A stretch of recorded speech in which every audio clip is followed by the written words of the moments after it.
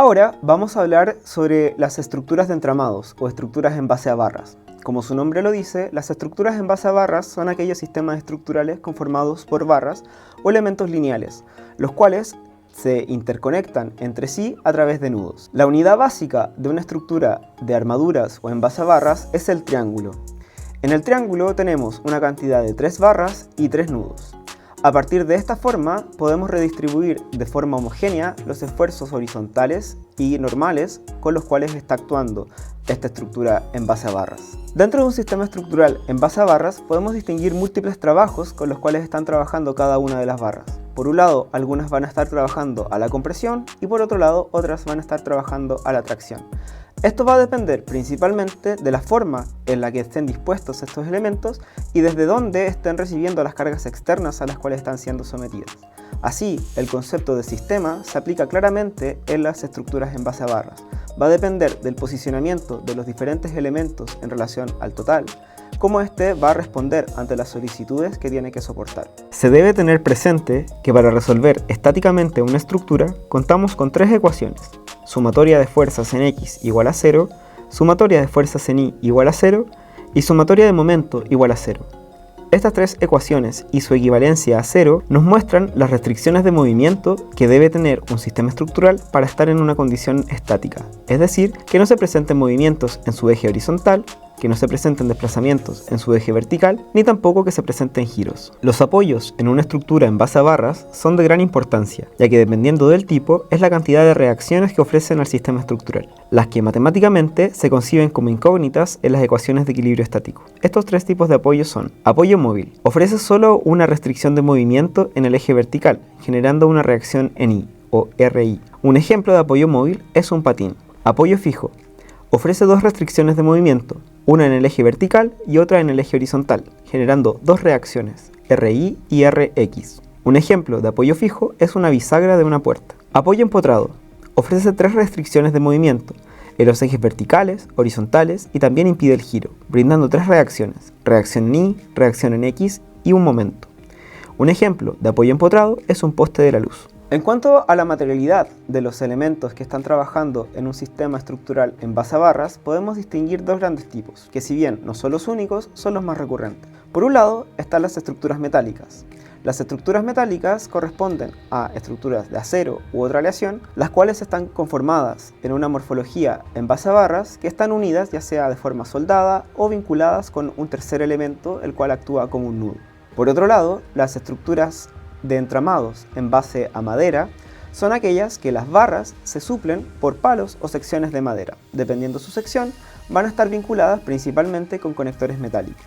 Esta vinculación entre acero, metal y madera va a generar un trabajo eficiente en la medida que su comportamiento estructural sea similar. A partir de la definición y elección del material con el cual nosotros podemos configurar una estructura en base a barras, es la capacidad que nuestro proyecto de arquitectura puede entregar en cuanto a espacios. En general, las estructuras en base a barras o entramados se van a caracterizar por brindarnos la capacidad de poder tener grandes luces, grandes espacios libres de elementos verticales y con ello tener una mayor fluidez espacial. Además de las estructuras macizas y de las estructuras en base a barras, existen otros tipos de estructuras que nos ofrecen soluciones innovadoras para problemáticas estructurales y también para formas en las cuales nosotros podemos proponer una espacialidad o un proyecto de arquitectura. Desde el siglo XX en adelante e incluso más atrás, podemos observar diferentes creaciones e innovaciones en cuanto a la forma de resolver problemáticas estructurales, ya sea del peso propio o de resistir empujes laterales. En este caso, vamos a revisar las estructuras neumáticas y las estructuras en base a tensegridad.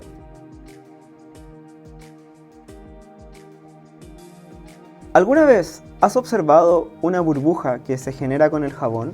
Las burbujas son el ejemplo más doméstico que podemos observar cuando hablamos de estructuras neumáticas.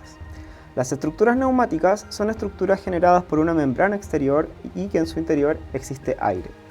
Este aire genera la capacidad de respuesta a los empujes externos a los cuales se ve sometida esta estructura, mientras que su membrana es la superficie mínima que se requiere para poder solventar estos esfuerzos, ya sea del peso propio como esfuerzos provenientes desde el exterior. La historia de las estructuras neumáticas es reciente. En 1917, Sir Frederick Lanchester patentó por primera vez una estructura neumática en Europa. En paralelo, en Estados Unidos, Walter Beard fue uno de los pioneros en el desarrollo de las estructuras neumáticas desde la década de los 40, destacando la estructura llamada Radome, Radar más Home. Ya desde principios del siglo XX podemos ver ejemplos de cómo las estructuras neumáticas empezaban a utilizarse. En la actualidad, una de las ventajas que nos brindan las estructuras neumáticas es su baja masa, por ende su poco peso estructural, además de ser fácilmente desmontables y transportables, elemento que hace que su construcción sea mucho más eficiente. Un ejemplo de la arquitectura chilena contemporánea de estructuras neumáticas es el pabellón diseñado por Smiljan Radic y Nicolás Schmidt para la 22 Bienal de Arquitectura y Urbanismo de Chile en 2023. Este pabellón se basa en la construcción de una estructura inflable habitable en su interior, generando un espacio continuo sin elementos verticales más que la membrana que lo conforma.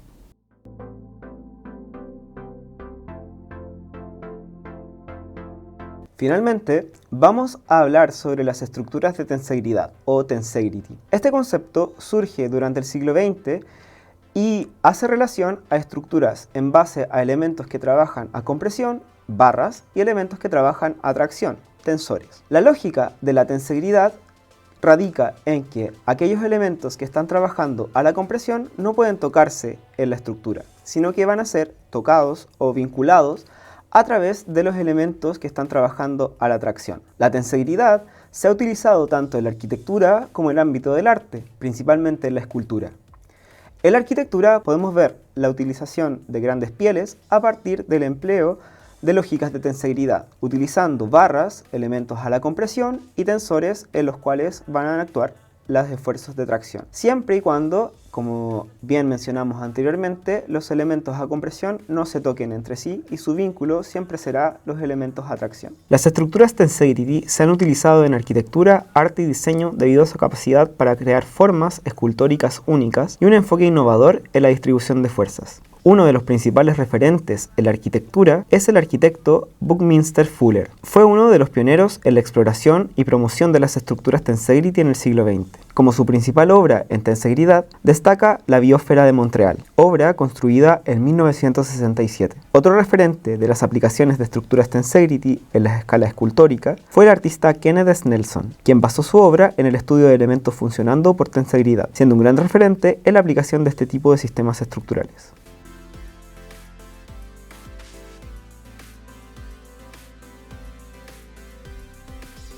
Es importante, entonces, tener en consideración que las estructuras como sistema van a ser una sumatoria de partes, que dependiendo de cómo se ordenen estas diferentes partes con respecto al todo, vamos a poder obtener diversos tipos de resultados en cuanto al proyecto de arquitectura. Así, espero que este video haya sido clarificador para resolver ciertos conceptos y que pueda servir tanto para comprender algunos conceptos estructurales, como también para ser aplicados en el propio proceso de diseño arquitectónico. Muchas gracias.